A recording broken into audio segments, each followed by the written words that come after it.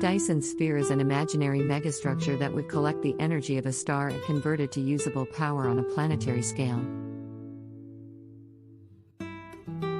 It was first proposed by Freeman Dyson in 1959, as he theorized that if one were to build such a structure around a star,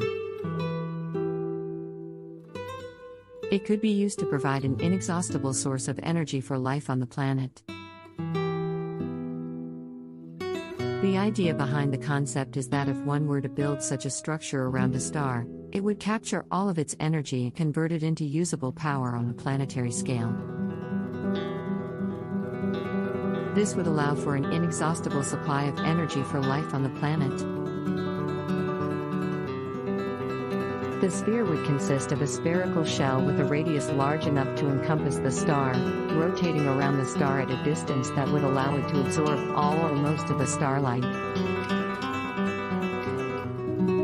Freeman Dyson postulated that such structures could be built by advanced civilizations to provide an energy source for an advanced civilization, or as a means of completely solving the problem of global warming by capturing the entire output of the sun. The sphere would consist of a rigid spherical outer shell and an inner biosphere to provide living space for its inhabitants. The inner surface would have a large radius so that the atmosphere inside would be similar to Earth's, giving humans the opportunity to live on the surface without extra protection while still being close enough to their sun to enjoy its warmth and light.